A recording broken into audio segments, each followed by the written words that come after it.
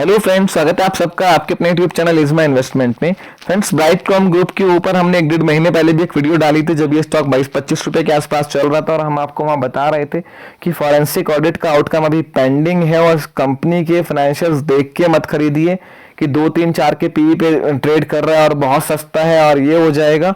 और यहाँ पर आप देखिए स्टॉक में पूरी वैल्यू रोड हो चुकी है और सिंगल डिजिट में ये स्टॉक आ चुका है। तो फ्रेंड्स, यहाँ पर जिस तरह से लोअर सर्किट लग रहा है फॉरेंसिक ऑडिट के आउटकम आने के बाद में, तो क्या आपके शेयर की वैल्यू अब 0 हो जाएगी, लोअर सर्किट खुलेगा या नहीं, इस बारे में इस वीडियो में हम डिटेल में बात करने वाले हैं। फ्रेंड्स, अगर इज़मा इन्वेस्टमेंट पर नए हैं तो चैनल को सब्सक्राइब जरूर कीजिए, हमें ट्विटर और इंस्टा पर भी फॉलो करना ना भूलें। फ्रेंड्स, मैंने लास्ट वीडियो में भी ये कहा था, मैं फिर कहता हूँ कि इस स्टॉक में जहां तक मेरी रिटेल इन्वेस्टर से बात होती है, सोशल मीडिया पे कमेंट्स आते हैं और मैं इन्वेस्टर्स के रिस्पांस पढ़ रहा हूँ, बहुत लोगों ने ब्लाइंडली इसलिए खरीद लिया कि शंकर शर्मा ने ये स्टॉक खरीदा हुआ है और सेलिब्रिटी इन्वेस्टर्स को चेंज करने की रिटेल इन्वेस्टर्स में कुछ ज़्यादा ही होड़ होती है। तो फ्रेंड्स, आप कोई भी सेलिब्रिटी इन्वेस्टर हो, यूट्यूब चैनल हो, कोई एडवाइज़र हो, कोई ब्रोकरेज रिपोर्ट हो, अपनी रिसर्च के बिना उसको फॉलो मत करिए और अपने रिस्क एपेटाइट के हिसाब से ही शेयर्स में पैसा लगाइए। शंकर शर्मा को जो है वारंट्स इशू हुए थे 37 रुपये पे, जो एडजस्टेड प्राइस 22 रुपये के आसपास आता है प्रेफरेंशियल बेसिस पे, जो बाद में इक्विटी में कन्वर्ट हो जाएंगे। और उसके बाद से स्टॉक में बड़े मूव्स देखने को मिले थे। शायद कुछ लोगों को लगा कि अब तो उससे भी नीचे ट्रेड कर रहा है तो हमें खरीद लेना चाहिए, और आपने देखा किस तरह से आपकी कैपिटल इरोड हुई है। फ्रेंड्स, फॉरेंसिक ऑडिट जो है इस कंपनी का पिछले साल सेबी ने ऑर्डर किया था जब उनको प्रमोटर्स की होल्डिंग को लेके और जो है फाइनेंशियल्स को लेके गड़बड़ी की आशंका थी, उसका आउटकम आ गया था। पुरानी न्यूज़ है, हम कोई बहुत ज़्यादा इसको डिस्कस नहीं करेंगे। दो मेनली ऑब्जर्वेशंस इन्होंने उठाई थी कि 2020 में जो इम्पेयरमेंट का लॉस लिया था कंपनी ने 863 करोड़ का, उसको इन्होंने P&L में ना दिखा के बैलेंस शीट को में दिखा दिया है, तो जिसकी वजह से P&L में जो प्रॉफिट है वो इन्फ्लेटेड था, वो एग्जैक्टली प्रॉफिट नहीं था। अगर इम्पेयरमेंट लॉस लेते तो कंपनी उस पीरियड में लॉस में जाती। एक जो है प्रमोटर की शेयर होल्डिंग इन्होंने सही नहीं बताई है, राइटली रिपोर्टेड नहीं हुई है पिछले 7-8 साल में, उसको लेके जवाब मांगा है और काफी कंप्लायंस के इश्यूज हैं। उस पर कंपनी ने सिर्फ एक चीज पे रिप्लाई दिया है, वो शेयर होल्डिंग को लेकर है। कंपनी का कहना है कि इन्होंने जो है 2013-14 में अपने शेयर प्लेज किए थे, उसके बाद 16 से 20 में जो है शेयर प्लेज किए थे और लोन उठाया था बैंक से और एनबीएफसी से, और ये लोन रिपे नहीं कर पाए तो उन्होंने जो गारंटी थी, जो शेयर प्लेज थे एनबीएफसी और बैंक के पास, उनको मार्केट में सोल्ड कर दिया, जो ₹2.70 के आसपास का एवरेज प्राइस था जो जहां पर उन्होंने सेल किया है। उन्होंने बोला 22 रुपए से लेकर 6 रुपए के बीच में पहले सेल हुए हैं शेयर, उसके बाद ₹2.70 में सेल हुए हैं। फ्रेंड्स, को आप खुद ही समझ लीजिए, जहां प्लेज किए हुए शेयर इन्वॉक करने की नौबत आ गई, वहां क्या क्रेडिबिलिटी होगी प्रमोटर की।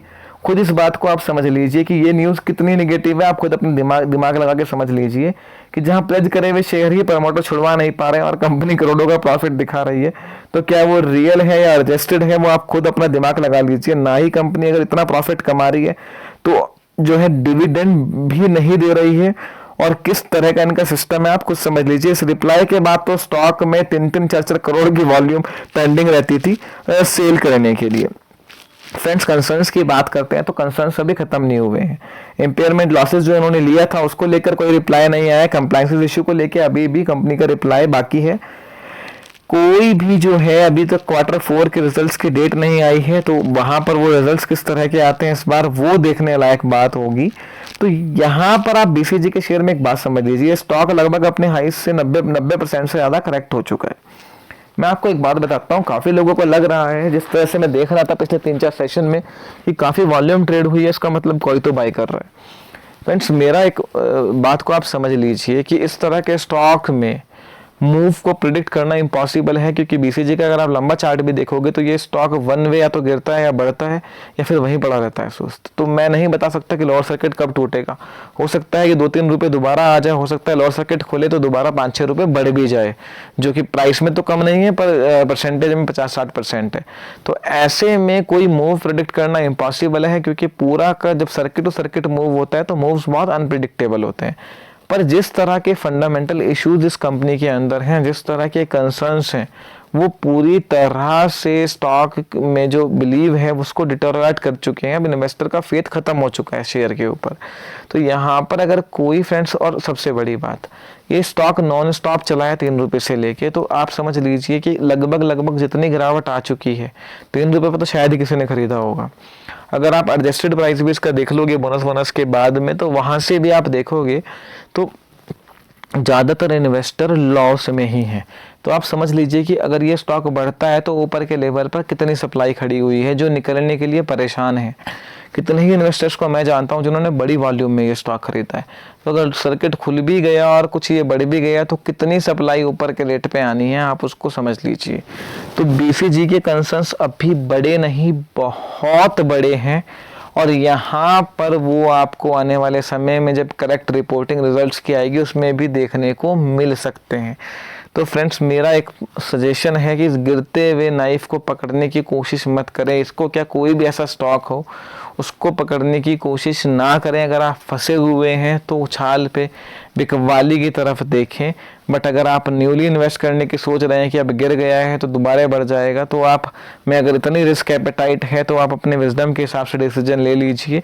बट आप समझ लीजिए फंडामेंटली यहाँ कुछ बचा नहीं है और बहुत नेगेटिव सरप्राइज हो सकता है आने वाले टाइम में रिजल्ट्स में आपको देखने को मिले। मैंने पिछली वीडियो में भी इस बात को बहुत डिटेल में बताया था कि फोरेंसिक ऑडिट का आउटकम आने वाला है और इस स्टॉक में बड़ी गिरावट आने वाले समय में देखने को मिल सकती है और वहाँ से 60-65-70% ये स्टॉक गिर चुका है।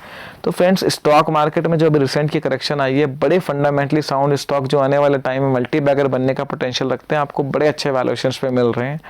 आप उन तरफ देखिए। इस तरह के स्टॉक्स में अगर आप ज़्यादा खरीदारी करोगे तो आप जो मार्केट में आने वाले टाइम के बड़े मूव्स हैं उससे तो आपका जो प्रॉफिट हो सकता था वो चांस भी आप खो दोगे और आपकी जो कैपिटल इरोड होगी आप उसको जो है फ्रेंड्स लॉस को कवर भी नहीं कर पाओगे। फर्दर कोई भी क्वेरी हो तो मुझे कमेंट सेक्शन में बताइए।